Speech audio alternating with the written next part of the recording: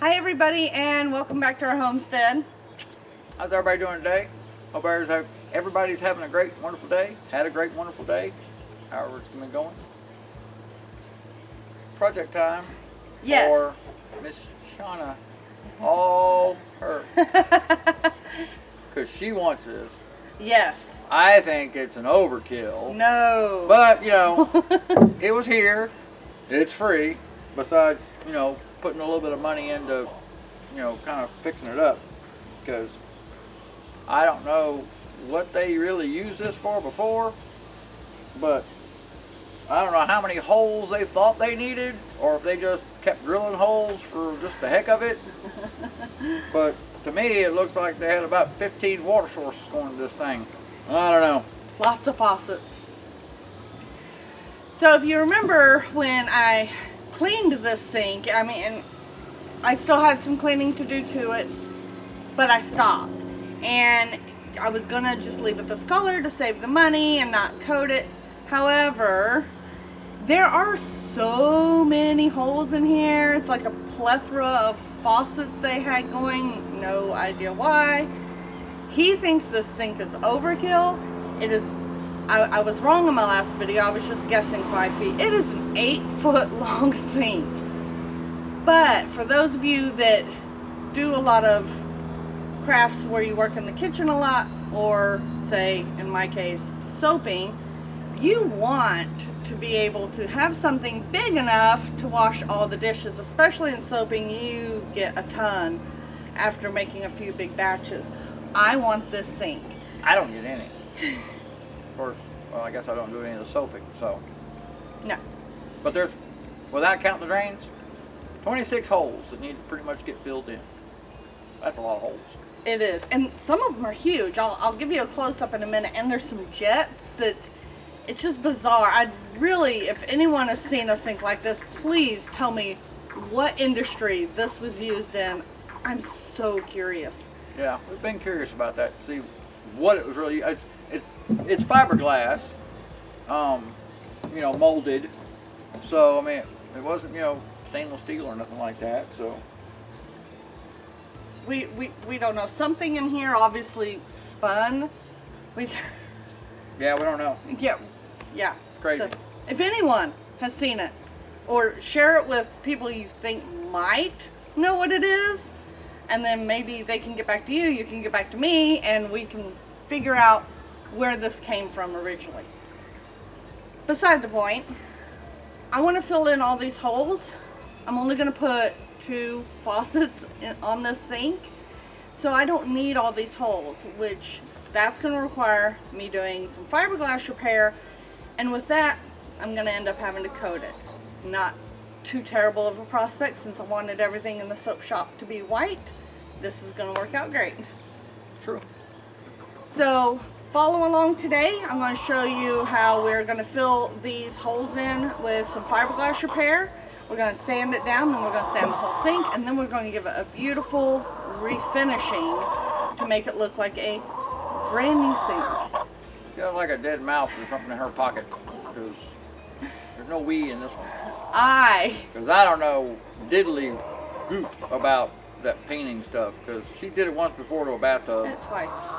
And it works great. If any of you have used the like tub and tile resurfacing, this stuff's amazing. If you haven't, stick with us. I'm going to show you how amazing it comes out. All right.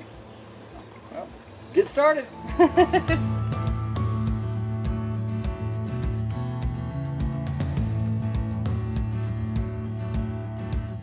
So I know some of you might wonder, what does sanding and resurfacing a sink have to do with homesteading? You'd be surprised. There are a lot of people that think homesteading is just raising animals, growing your food, and canning. It's a lot more than that. It is being self-sufficient, and one of those things to be self-sufficient is to help earn money on the homestead. And in this case, this sink is going into my soap shop, and that soap is something we make here on our homestead to help supplement some of our income. And so even little DIY projects, if you do them yourself and you're learning to do a new skill, it's absolutely part of the self-sufficient lifestyle. Okay, I got it all washed, and it has to be dry when you do this, and I didn't expect in this heat that it would take very long at all for this to dry. So I just went over, wiped it down again, make sure there was no wet spots. I've got a few more minutes to let it dry just in case. We need to cut the fiberglass cloth to fit the holes. They say sand the area that you're gonna be covering, but this is fiberglass on this back side. It's already rough and textured enough to allow the fiberglass and the cloth to stick really well. On the front side, I will need to sand a bit to rough it up, just for better adhesion, but on this side, I'm not gonna need to. I've never, ever worked with fiberglass repair before. I've refinished tubs before, but never done fiberglass repair. So if I'm making a mistake, please leave those down in the comments below and let me know. Once you see this video, I'm gonna be done, but if I need to fix something, I'd rather know now before I install this in my soap shop and end up with water everywhere. So just let me know. Okay, you have to pardon the fact that I'm in the shade. It's hot. I think I'm ready to do this. We're gonna mix up the resin, and I guess I'm just gonna smear it on. We'll see. Stick with me, see if we can get this done right. Okay, so I'm just using this Bondo Fiberglass resin, and it says it's sandable in 2 hours, but the instructions say estimate the number of resin needed for the hardener. Now, okay, I can't even get it open. This is the hardener here, and it says estimate, but then it also says 10 drops per ounce. I'm just mixing it in this little bucket thing. It's actually baby formula, thanks to my daughter. And so it comes with this scoop. I did the math. I'm gonna do 6 ounces of resin. So I'll need 60 drops of the hardener. And this isn't an ounce. I did the math, and I'm going to need 19.5 of these scoops of resin to 60 drops of the hardener.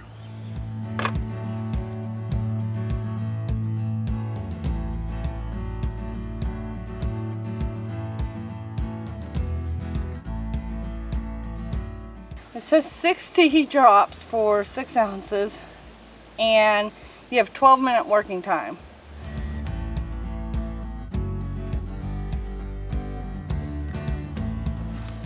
And I'm just using this paint stirrer.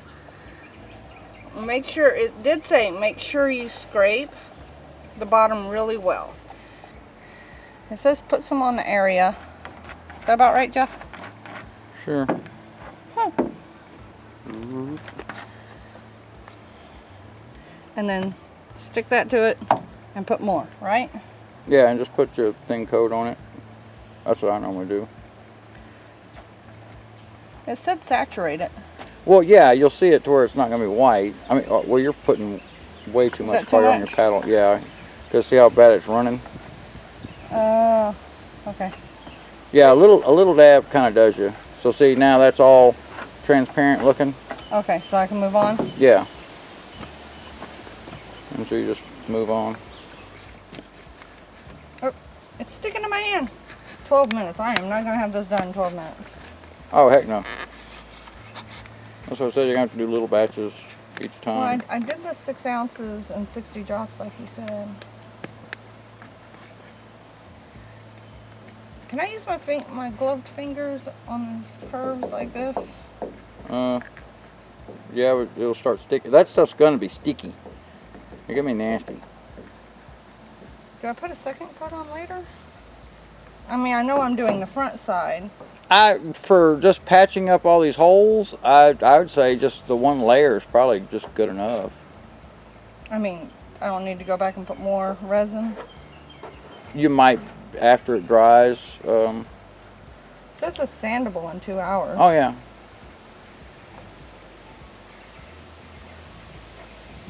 See, now I'm not getting enough. So we can get more.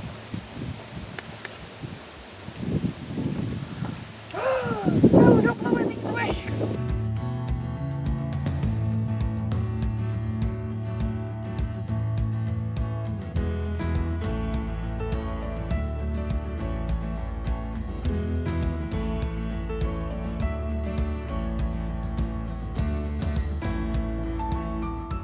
Okay, so let me tell you what I learned on my first pass.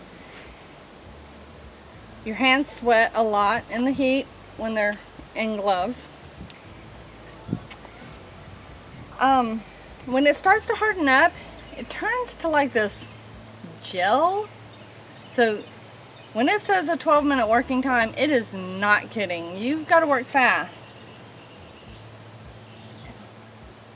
I really do think just one coat of the cloth is going to do exactly what we need it to do, for the simple fact, again, like I said, none of these holes are holding water. It is simply only to keep water from splashing out. They're where they had the faucets. It's not in the basin at all. There's a 2-hour dry time on this before we can sand it, and we're going to turn it over and we're going to fill in all those holes with this fiberglass repair. And after that's dry, then we're going to sand it down. We're going to put the tub and tile repair coating on it, and at that point y'all are going to see what is a completely new sink. And I'm so excited to show you. This was not fun. I didn't like this part at all. It's sticky. I think I have some acetone. Let me rephrase. I think Jeff has some acetone in his shop. I'm going to try to get this mess cleaned up, and then we'll start again here in a little bit. Be right back. Yeah, they dried pretty well. They look really good.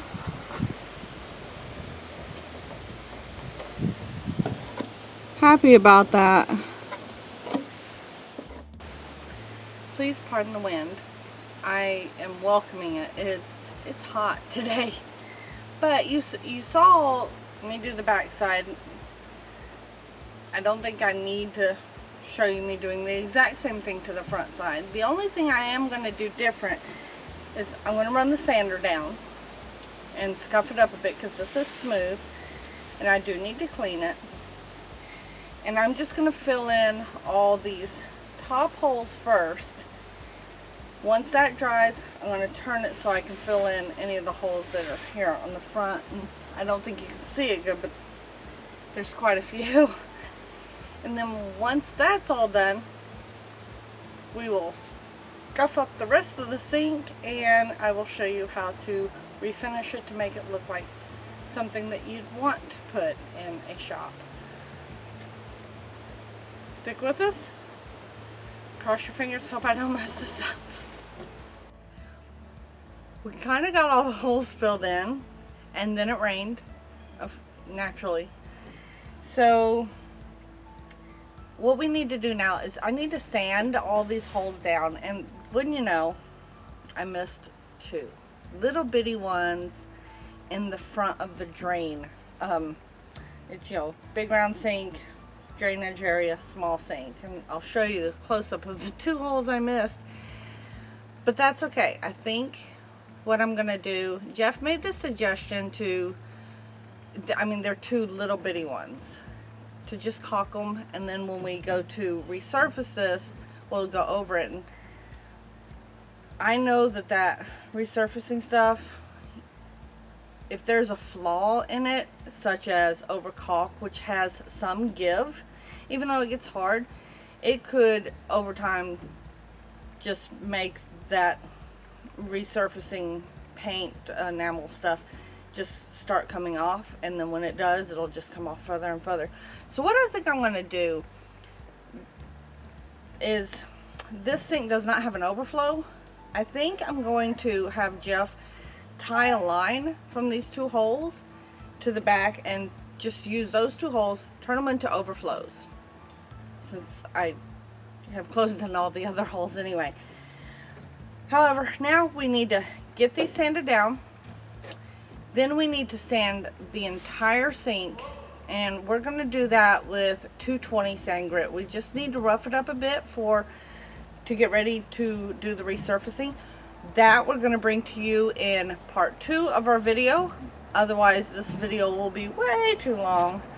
Some of you watching may only have wanted to see how to patch with fiberglass, or watch me attempt to make a mess patching with fiberglass, and then some of you may be wanting to know how to do the resurfacing, which that I have, you know, I'm gonna look stupid here. I have experience in, I've done it a couple of times, and watch me on the next video. I'm probably gonna mess it up now because I opened my mouth. Anyway, so I'm gonna get to sanding on this, and then I will show you what that looks like here in just a bit. So here are the holes filled in. These did really good. Now, these here, there's a little divot, but I'm not totally upset with it. It's not much, and the sink is for my own personal use, so I'm not gonna get, well, that one's perfect. That one's not too bad. These 2 are a little sunk in. So if I had to give some advice, maybe put a little extra to come up over. Here's a good example. This one's over, so it's a little more for me to sand, but at least there's no divot. On the back side, these came out really, really well. I got a little thick right there, as you can tell, but the rest of them came out great. It's one of those little ones. Yep. And then the hardest ones to do were in the round part of the sink, because I couldn't lay the sink flat, and it's just these little bitty teeny tiny holes, but I got them. The ones I missed are here, that one and that one, and that's just in this drain area, so I think we'll be okay with that. So like I said, I'm going to go over the fiberglass parts with 100 grit. I don't want to do anything too abrasive. I know you can with fiberglass, but I don't want to, because I don't want to dig into the fiberglass sink and then end up having to do more patches, because I honestly really don't like working with that stuff. It gave me a headache. It smells horrible. So I'm just going to go over with 100 grit. These areas, let me point down so you can see. The areas here where you can see it's dark, that's because I did it kind of thicker in that spot, or had excess on the other side. I'm not sanding the other side. No one's going to see the other side. It's going against the wall. So I'm not worried about that. On this side, it's fairly flat. It bubbled a little, which is better than sunk in like these 3 did. But let's get started. Hopefully y'all are enjoying watching our journey of turning this 5 acres into a thriving homestead. We've done a lot in the last year, and we really appreciate those of you that have been with us from the beginning, and for those of you that have just started following along. Don't forget to subscribe and click that bell notification so you never miss one of our videos, and share this video or our channel with others so they can follow along as well. What I've learned that it smells just as bad getting sanded off nearly as it is going on. I learned that if you pour too much and it makes the bubble, you can sand it down and it'll be smooth, and if you don't pour enough, it'll make that little divot, Again, I'm not trying to make this pristine. I'm not selling it. This is for my own personal use. I can live with a little divot. I will say that when there's too much and it kind of makes a bubble when you're trying to sand. I don't know if y'all noticed, but I did end up switching to 60 grit to knock that down. I didn't have any problems of it eating into the fiberglass of the sink, so I was concerned about that, but I'm good with it. I ended up switching back to the 100 grit to smooth it all down, and I'm going to do a once over on the whole sink to get it ready for the enamel that's going on. I'll probably do the 100 grit with that, maybe 60 grit. We'll see. This is the first time I've done this, and I'm glad y'all got to join me and kind of learn with me. If you've never done this before, please feel free to leave comments down below on all the mistakes I inevitably made.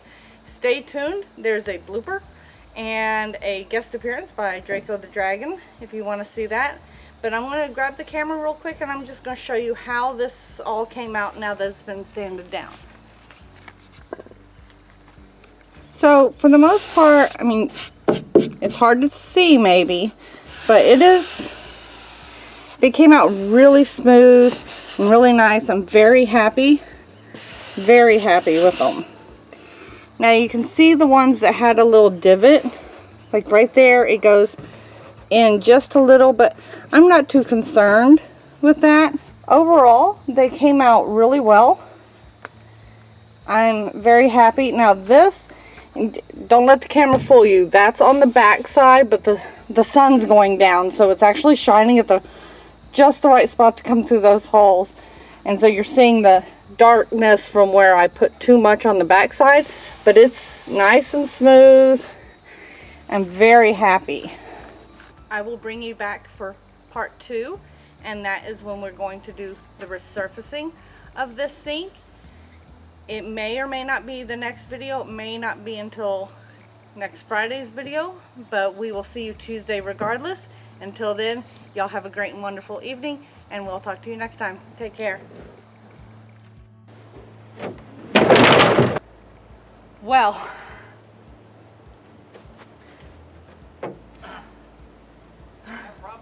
yeah, it started to fall. So when I put the fiberglass on,